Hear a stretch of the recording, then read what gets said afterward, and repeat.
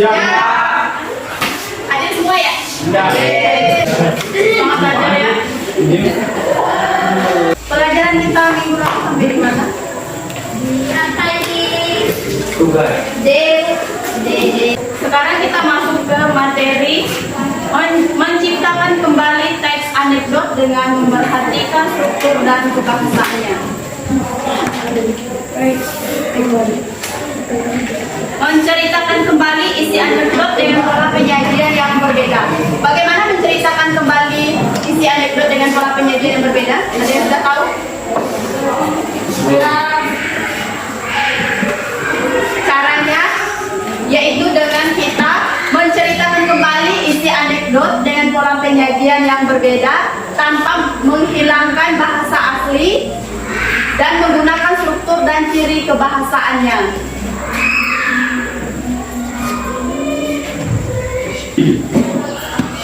Pola penyajian teks kemarin ada berapa? Sudah kita pelajari kemarin? Ada 3. Yang kalian bacakan kemarin dua orang maju ke depan teks anekdot tentang dosen yang juga menjadi pejabat itu. Pola penyajian apa? Yang dua orang? Dua orang sudah.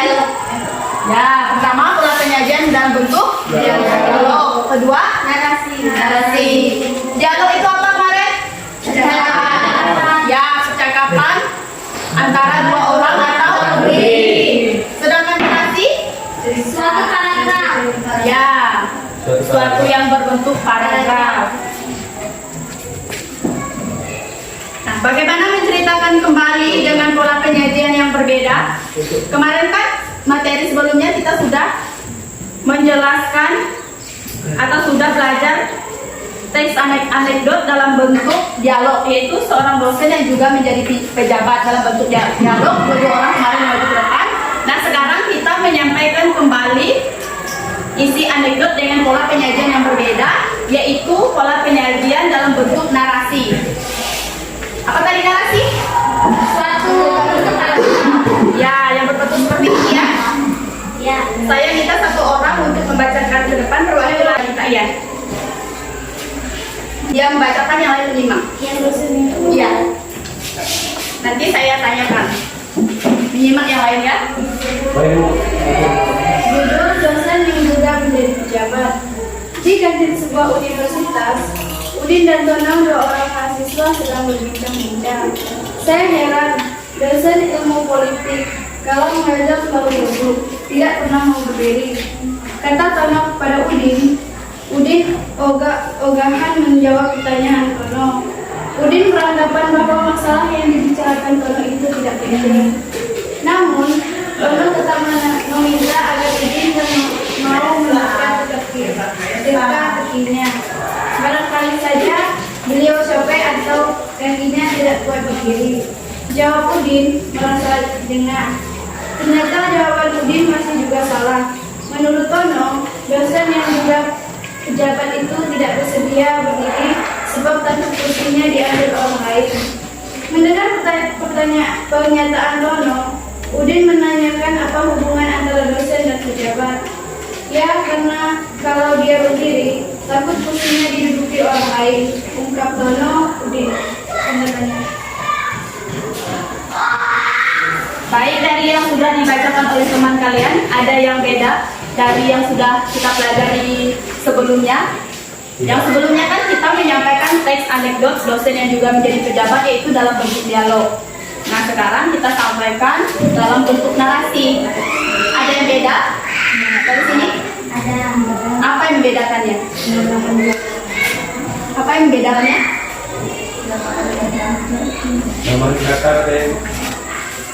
Yang membedakan di sini penambahan kata, ya ada sedikit penambahan kata, tapi intinya sama. Dia tidak menghilangkan bahasa asli dari sebelumnya, dan dia tetap menggunakan struktur dan ciri kebahasaan sebelumnya. Yang membedakan di sini yaitu dia menggunakan pola penyajian dalam bentuk narasi. Ya. Kemarin strukturnya itu apa saja? Struktur teks anekdot ada 5. Yang pertama ada apa saja? Bagian pendahuluan disebut apa kemarin?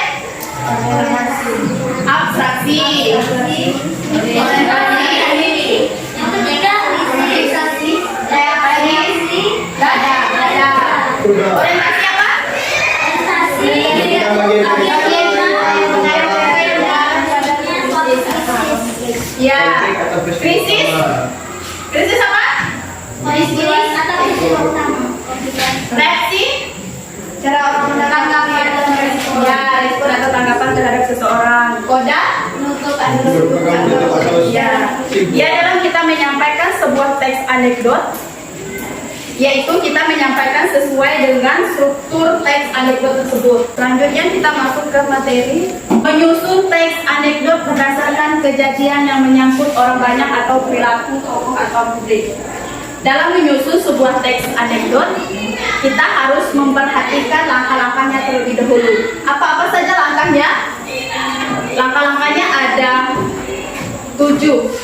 Yang pertama yaitu tema, yang kedua yaitu kritik, yang ketiga yaitu humor atau kelucuan, yang keempat yaitu tokoh, yang kelima struktur, keenam alur, dan ketujuh pola penyajiannya. Sebelum kita menyusun teks anekdot ini, dari ketujuh ini, terlebih dahulu kita harus memahami apa itu tema, kritik, humor, tokoh, struktur, dan alur, dan juga pola. Tema itu apa? Judul. Tema? Tema adalah gagasan dasar yang menjadi latar belakang keseluruhan cerita. Sedangkan kritik, ada yang tahu? Pernah mengkritiki seseorang tak kalian? Pernah tidak? Kritik itu sama dengan pandangan pendapat seseorang terhadap suatu karya atau kita memandang seseorang itu seperti apa. Selanjutnya humor atau kelucuan. Apa? Kemarin? Humor atau kelucuan yaitu yang bersifat lucu. Tokoh apa? Orang itu. Orang yang terlibat dalam suatu cerita. Ya, struktur. Tadi apa saja strukturnya? Struktur teks anekdot ada berapa? Yang pertama apa? Abstraksi. Abstraksi itu apa? Pendahuluan yang menyatakan latar belakang atau gambaran umum tentang isi suatu teks. Yang kedua apa? Orientasi apa? Bagian cerita yang mengatakan Krisis.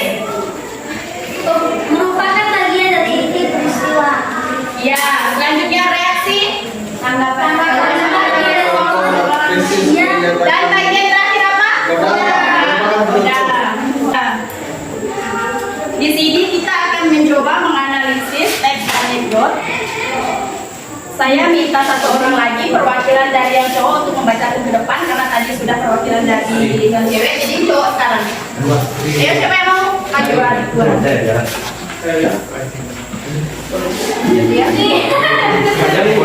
Ya, lumayan panjang. Yang lain menyimak ya. Nanti saya tanyakan apa tema dari teks anekdotnya, apa kritiknya, apa humornya, tokohnya, struktur dan alur dan pola penyajiannya. Yang lain menyimak ya. Iya. Seorang kakek hidup serumah bersama anak menantu dan cucu berusia 6 tahun. Keluarga itu bisa makan malam bersama. Si kakek yang sudah pikun sering mengucapkan segalanya. Tangan bergetar dan mata rambutnya membuat kakek susah menyantap makanan. Sendok dan garpu keras jatuh. Saat si kakek meraih gelas, susu tumpah membasahi telapak. Anak dan menantunya menjadi besar. Suami istri itu lalu menempatkan sebuah meja kecil di sudut ruangan, tempat sang kakek makan sendirian. Mereka memberikan mangkuk ulamin yang tidak gampang pecah. Saat keluarga sibuk dengan piring masing-masing, sering terdengar ratap sediam dari sudut ruang. Namun suami istri itu justru mengomel agar kakek tak menghamburkan makanan lagi. Sang cucu yang berusia 6 tahun mengamati semua kejadian itu dalam diam. Suatu hari si ayah memperhatikan anaknya sedang membuat replika mainan kayu. "Sedang apa, sayang?" tanya ayah pada anaknya. "Aku sedang membuat meja buat ayah dan ibu. Persiapan buat ayah dan ibu bila aku besar nanti." "Ayah, nanti..." Anak kecil itu langsung terdiam. Dia berjanji dalam hati,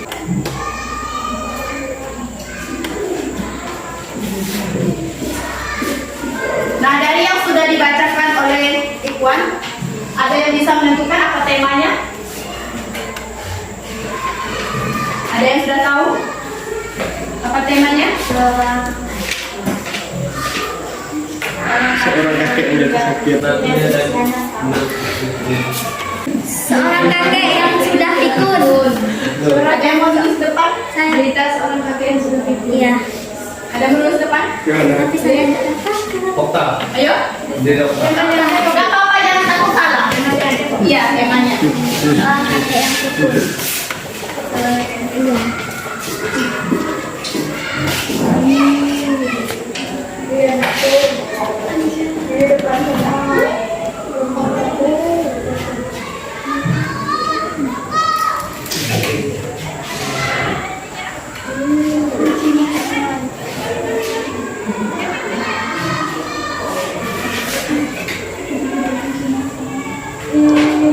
Kritikannya. Apa pandangan dari tokoh ini terhadap seorang kakek tersebut? Ada yang tahu? Seorang kakek ini kan sudah tua, Menyedihkan. matanya rabun, tangannya bergetar. Menyedihkan. Ayo, ada yang tahu apa kritikannya? Ayo, yang tahu tulis di depan. Gak apa-apa, jangan takut salah. Cara paling sebaiknya. Ya, salah nanti kita perbaiki sama-sama.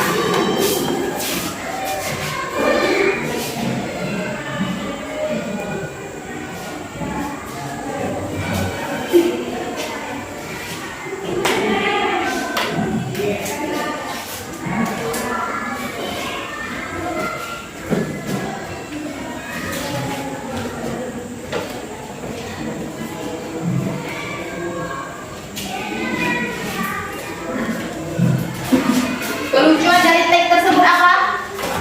Ayo. Ada yang tahu? Ayo. Ayo Erik. Ayo Erik, tuliskan Erik. Ibu sama. Tuliskan saja apa yang kamu pahami, yang kamu tahu dari teks tersebut.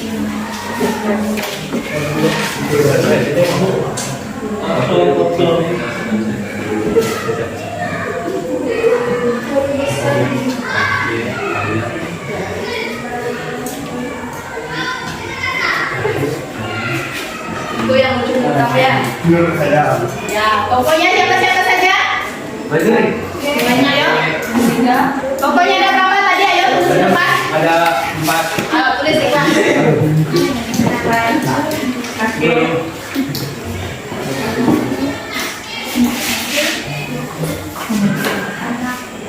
Bapak, Ibu, Anak bapak ibu. Bapak ibu. cucu, ada istri, kamu, ada. Alur ada yang tahu? Pola penyajiannya ada yang tahu? Pola penyajiannya ini seperti ini. Ini pola penyajian dalam bentuk apa? Narasi. Ya, yang bilang narasi tadi siapa? Tulis ke depan. Yang lain lagi ya, yang lain juga. Ayo, pada tahu tulis kan? Hah? Narasi ada Itu ada kan pola penyajiannya. Tadi kan pola penyajiannya kan ada dua kan, dalam Iya. tulis anekdot, ada yang berbentuk dialog, ada yang berbentuk narasi. Ya. Kalau seperti ini berbentuk apa? Narasi. Tinggal dipindahkan. Ya, tuliskan saja. Siapa yang menulis narasinya? Iya, tulis saja pola berbentuk narasi. Abstraksi. Ya. Narasi ya.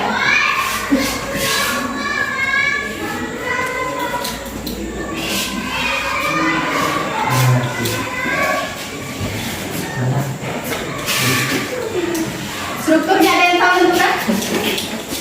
Kalau melihat Ya, alur kan ada 3 tuh. Alur apa saja ada kemarin? Enggak. Kalau alur Berbingkai. apa pengertiannya kemarin? Yang dengan kalau mundur berbingkai itu Alur maju. alur tunggal istilahnya. Alurnya maju. kalau Ya, seseorang. Tuliskan.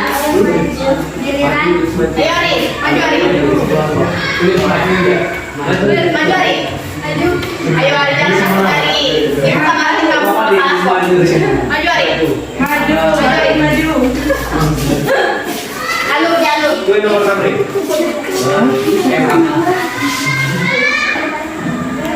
Nah, gitu.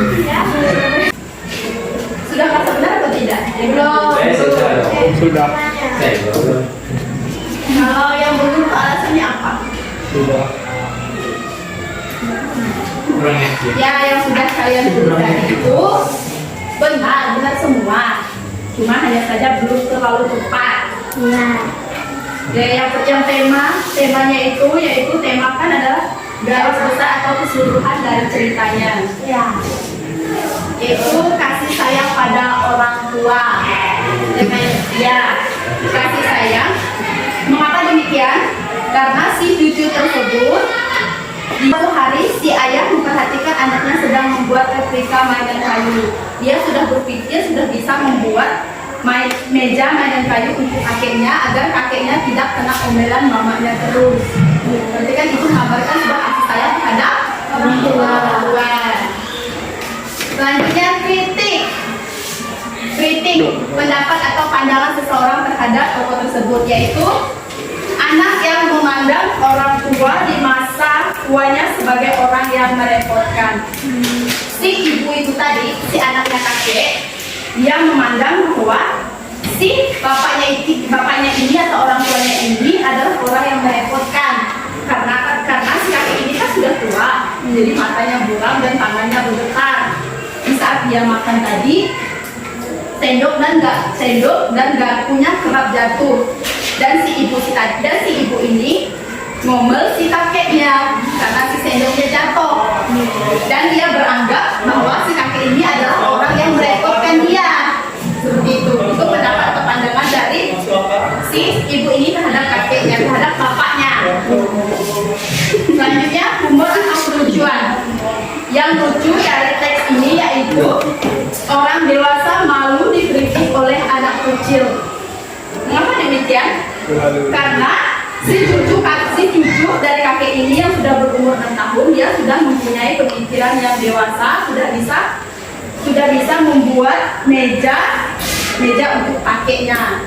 Sementara orang tua itu hanya bisa mengomel dan marah-marah terhadap kakeknya, tanpa bisa berpikir kakeknya itu harus ngapain, seperti itu. Pemikirannya itu kalah dari si cucunya itu yang berumur 6 tahun tersebut. Ya malu dong, udah orang tua masa iya pemikirannya itu kalah dari anak kecil kan? Iya, betul. Selanjutnya tokohnya tadi apa saja? Kakek, ayah, anak turi, dan anaknya. Benar. Ada 4 ya, si kakek tua, ayah dan ibu, dan juga cucu yang berusia 6 tahun. Maksudnya di sini saya paham, maksudnya si dua ini cucunya, Iya. yang ini istrinya, ini ada di kakeknya. 4 orang ya yang merupakan dari. Selanjutnya strukturnya, yaitu ada abstraksi, orientasi, krisis, reaksi, dan koda. Abstraksi tadi itu kan bagian yang mengarah terjadinya suatu konflik. Selanjutnya krisis. Krisis adalah inti dari konflik. Kakek tua diberi meja makan kecil terpisah di pojok kanan dengan alat makan anti pecah. Itu ya. Konflik utamanya itu. Selanjutnya reaksi, tanggapan atau respon. Tanggapan atau respon siapa? Ayah. Siapa yang membuat meja tadi? Cucunya. Itu tanggapan atau respon dari cucunya. Yaitu cucu 6 tahun membuat replika meja terpisah untuk kakeknya. Selanjutnya koda. Tadi apa koda? Akhirnya simpulan yang menandai berakhirnya suatu cerita. Yaitu cucu 6 tahun mengungkapkan kelak akan membuat meja terpisah juga untuk ayah dan ibunya. Alurnya, benar ya alur maju ya? Benar. Alur maju apa? Tadi pengertian alur maju? Bahas tentang Kejadian alur maju adalah alur dari masa lalu ke masa kini atau masa kini ke masa yang akan datang. Rangkaian peristiwanya yaitu kakek tua tinggal bersama anak menantu dan cucunya yang berusia 6 tahun. Karena sudah tua, maka si kakek ragu dan tangannya bergetar sehingga kerap menjatuhkan makanan dan alat makan. Agar tidak merepotkan, dia ditempatkan di meja terpisah dengan alat makan anti pecah. Anak dan menantunya baru sadar ketika jika diingatkan oleh cucunya 6 tahun yang tengah bermain membuat ketika meja. Ini ya, karena dia alur maju ini memang benar dia menggunakan alur maju karena menceritakan dari masa lalu ke masa kini atau dari masa kini ke masa yang akan datang dengan alur maju. Selanjutnya pola penyajiannya, ya pola penyajiannya memang benar ya. Narasi. Sampai di sini ada yang ingin ditanyakan? Saya ingin bertanya, apakah teks anekdot ceritanya itu harus mengandung kelucuan? Ya, memang harus, karena kan dari pengertiannya teks anekdot adalah teks cerita yang berisi humor atau kelucuan. Ya. Ada yang bertanya lagi? Ya. Apakah teks anekdot dan cerita itu termasuk golongan narasi? Tadi kan polanya kan ada 2. Pola teks anekdot. Ada dialog dan narasi. Pertanyaannya tadi apa? Apakah teks anekdot dan cerita lucu termasuk golongan narasi? Ya, termasuk. Ada yang ingin bertanya lagi? Ya. Apakah dalam sebuah cerita anekdot itu harus memiliki struktur yang lengkap, yaitu atraksi, orientasi, krisis, reaksi, dan kodam? Harus meliputi kelima struktur tersebut. Karena kalau tidak meliputi struktur ini, bisa dikatakan itu bukan sebuah teks anekdot. Harus meliputi kelima struktur ini. Ada yang bertanya lagi?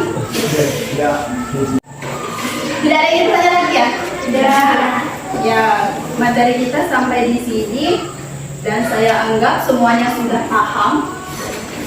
Dan jika saya memberikan kalian tugas untuk membuat kalian coba untuk membuat sebuah teks anekdot menggunakan 7 dalam bentuk teks anekdot ini, apakah kalian bisa? Bisa? Ya, kalau bisa kalian buat sebuah teks anekdot ya. Sambil menunggu pergantian jam. Jadi ya. Kerjakan ya.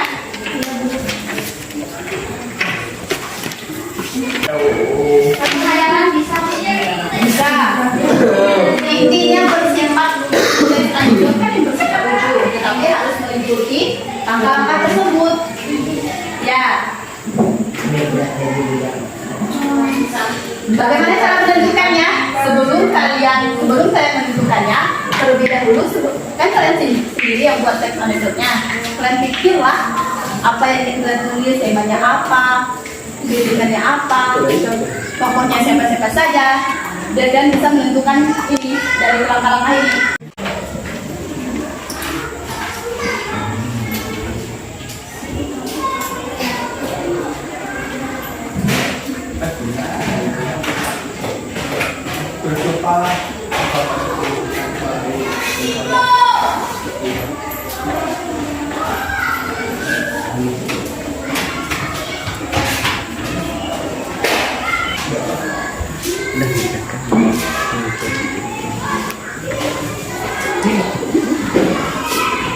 Ayo, dibuat.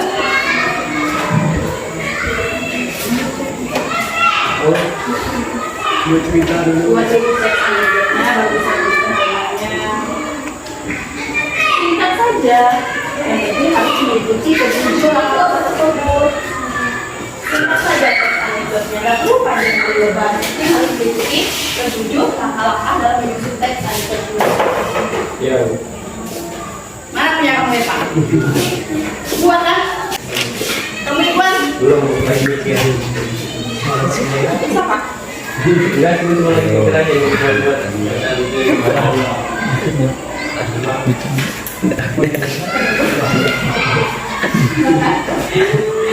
Dan harus panjang kali lebar. Tapi harus mengikuti langkah-langkah tersebut. Ayo, angkat buat fisika.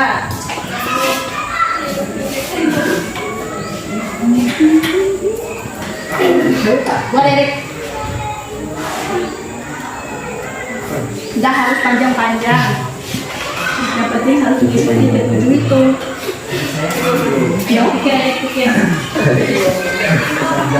Anaknya kamu Rizky. Mana teksnya? Buat teks dulu. Ya, buat teks dulu. Kalau bisa bukan temanya, ada buku.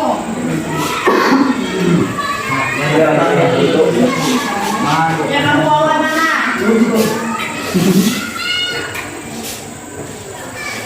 Ya, kamu susun mana? Mikirnya jangan lama-lama ya. Apa ini? Cuma segini ya. Cuma segini. Temanya juga belum ini.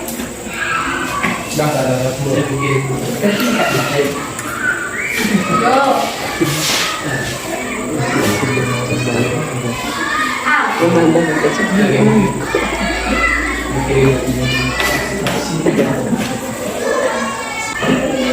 Waktunya 15 menit lagi ya. Tidak usah banyak-banyak ceritanya, singkat saja, tetapi harus memenuhi ketujuan alamat tersebut. Strukturnya itu kan, sebelum kalian menentukan strukturnya, kalian harus paham dulu apa itu kelima strukturnya, baru kalian bisa menentukan strukturnya. Waktunya 4 menit lagi, nggak usah takut salah hari ini belajar. Nggak usah takut salah. Kita belajar sama-sama ya. Kalian belajar, ibu juga belajar. Di sini kita sama-sama belajar.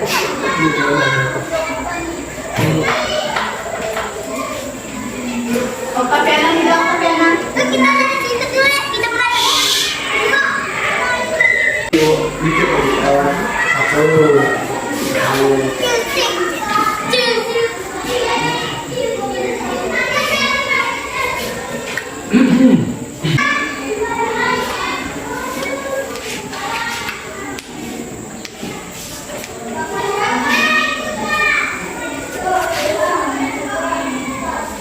Abdi, sudah Abdi.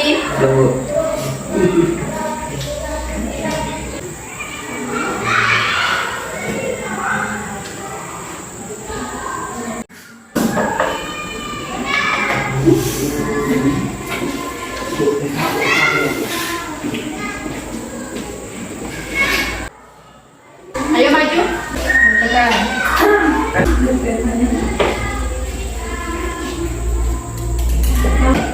Paku Negur Paku.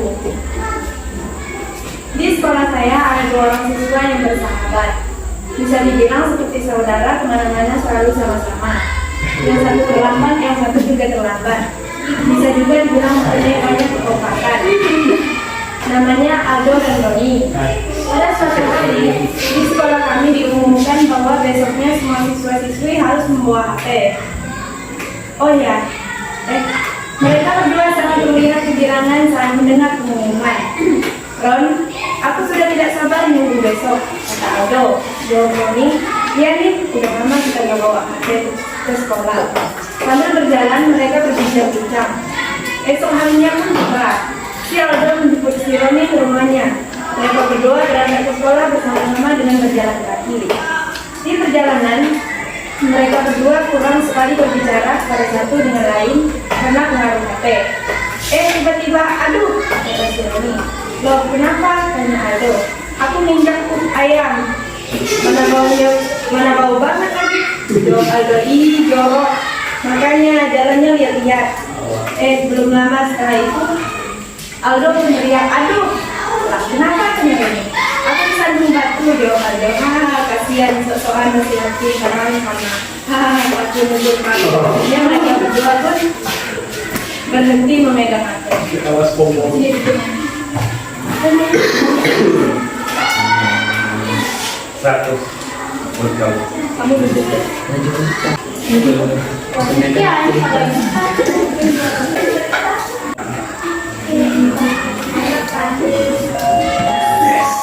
Baik, dari yang saya lihat juga dari Pena menemukan temanya persahabatan antara Roni dan Aldo. Selanjutnya yang lucu dari teks tersebut yaitu Roni, Ninja, tai ayam. Selanjutnya, tokohnya ada Roni dan Aldo. Kritikannya jangan terlalu bermain HP ketika sedang berjalan. Itu saja yang bisa saya temukan dari tugas dari Octaviana. Ya, karena mengingat jam kita pun sudah berakhir, maka pelajaran kita pun berakhir juga. Terima kasih atas waktunya hari ini.